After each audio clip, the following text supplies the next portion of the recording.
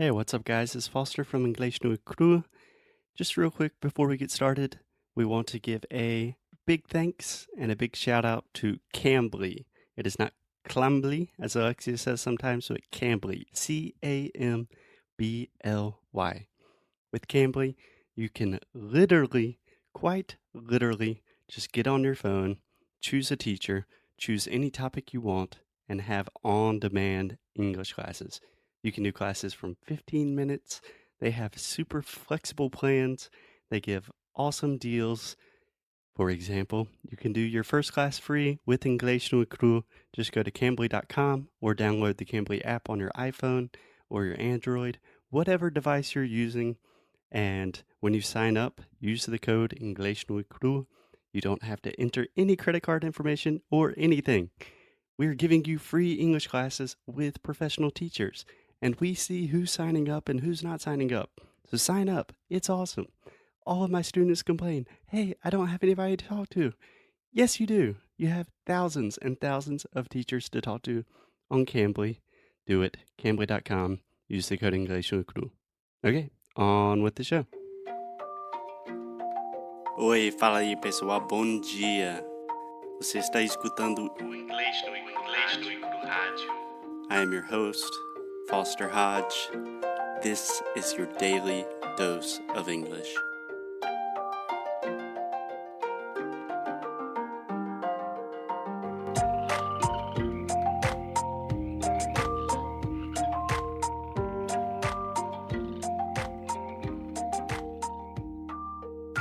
Hey, Alexia, happy Friday. Friday! I'm in love. Como é que é aquela música? How's that song? I don't know. I don't know most of the songs you sing. But it's TGIF. TGIF. What does that mean? Thank God it's Friday. Yes, that is an acronym. We have 2 great episodes on acronym. I believe I that can they're fly. episode 45 and 46. If you want to learn more about acronyms. Yeah. But today, on Friday, October 5th, I believe. Yes, that's right. We are talking about phrasal verbs because it's phrasal verbs week, y'all. I'm sorry. Yay! And I thought because it's Friday, we should do something kind of fun. And because I love talking about food and I'm always hungry and I'm a little fat boy, I wanted to talk about the verb to eat. Let's go. Okay, so Alexia, the verb to eat. Do you know what it means? Of course, comer. Okay, so of course I do, Foster. What kind of question is that? So you probably also know that we have a lot of phrasal verbs. I do. Do you want to give me an example off the top of your head without looking at your notes? Eat out. Eat out. Uh-huh. Okay, what do you think eat out means? Means to go somewhere to eat. Exactly. When you eat out, you're going to a restaurant. You're leaving your house to eat. Mm-hmm. Can I say something? Yeah.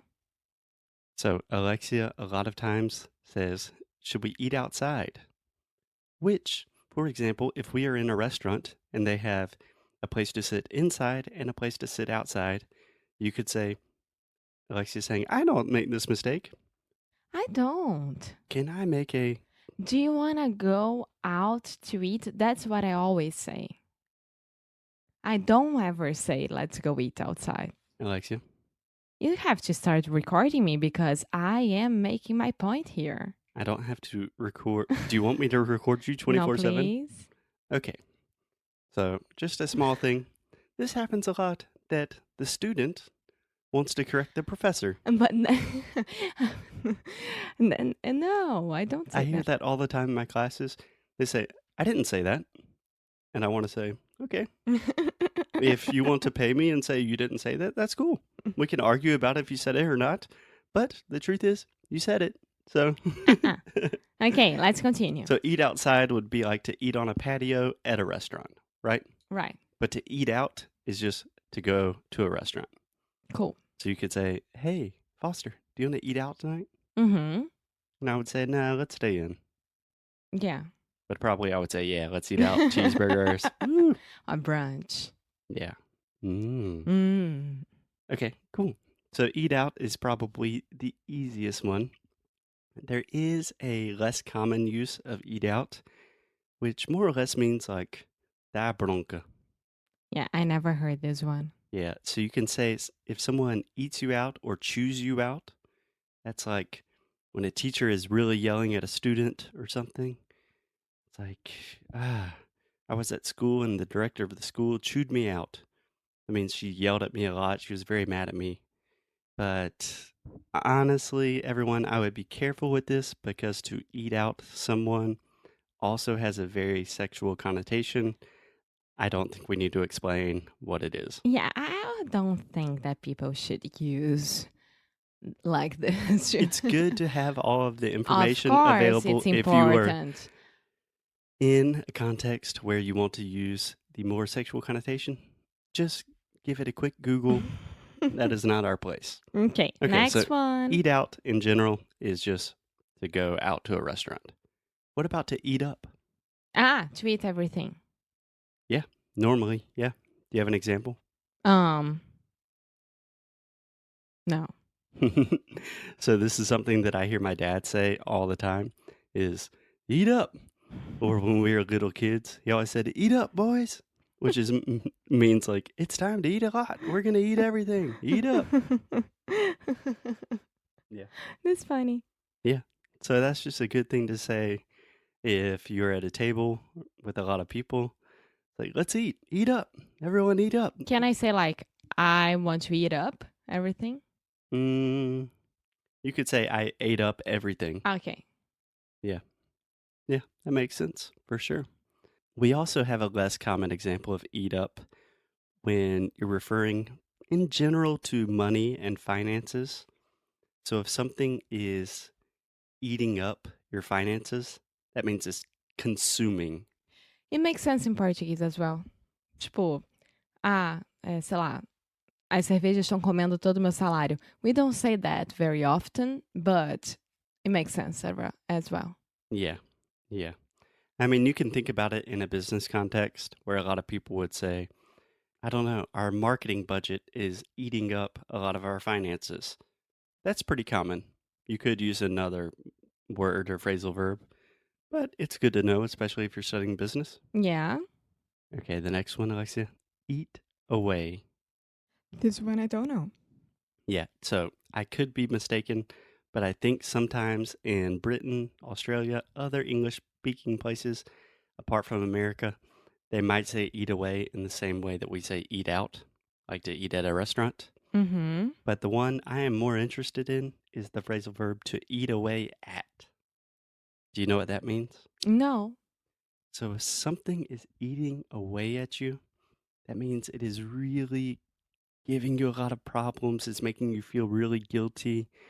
It's like, imagine I found some money on the street and I took the money. And it's like, I took that 20 euros that I found on the street the other day and it's really eating up at me. It's Or like, it's eating at me. it's very desconfortável, Yeah. like. It's eating away at me. I feel so guilty, right?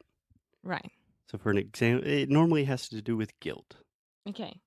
Does that make sense? Yeah. Cool. So, do you want to go out and eat out? If you say go out And- and eat out, a little bit repetitive.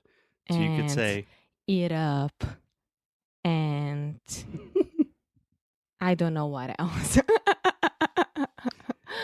yeah. So just to resume everything here, which is actually a Brazilian translation, I would say just to summarize everything, you could say, I want to eat out, which means eat at a restaurant. You could eat in, which means eat at home. You could have something eating away at you, which makes you feel guilty. You could say something is eating away a lot of your expenses. There are a lot of different uses of the verb to eat, and it's a good thing to be aware of because everyone eats out. Most people eat out sometimes. If you don't, you eat in. So you need to know how to use this verb correctly. Yeah. Yeah. A lot of people, I always tell them when learning English, focus on your hobbies, the things you're interested in. And a lot of my students say, but, I have one hobby that is kite surfing, and I don't have people to speak in English with that. But with eating, with food, everyone eats food. So if you are trying to improve your vocabulary and trying to connect with people, an easy way is at the table. Exactly. Cool. So This one was pretty easy. I don't think that people will have much trouble with that. So let's eat out, everyone. Today's Friday. let's eat out. We are going to eat out tonight. We're going on the town to celebrate. But what I recommend, even though these phrasal verbs are a little bit easier, try to really put them into practice, because phrasal verbs, one of the most difficult things, are using them in the most natural way possible. Yeah, And the way to do that is just put it in practice, speak these things to native speakers, see how they react. If they react in a weird way, like, don't you mean eat out, not eat up or something like that? That's how you learn. exactly. Então, não tenham vergonha. Falem. É o único jeito que vocês vão aprender. Yes, I am the most shy, ashamed person in the world, and I have managed to do this. I've lived through it. If you listen to the last episode about live, so if I can do it, you can do it. Exactly. Okay, happy Friday, guys. We will see you later. Bye. Thank you so much for listening to another episode of Inglês no Rádio.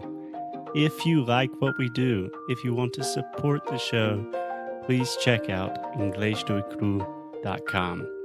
At inglesnoicru.com, you can find everything from the worksheets for these episodes to learn all of the best pronunciation, vocabulary, grammar, real English, the way we speak it on the streets. You can also do personalized private coaching sessions with me in our pronunciation course. Sounds cool. Most importantly, keep up the good fight and lose well. Até já já.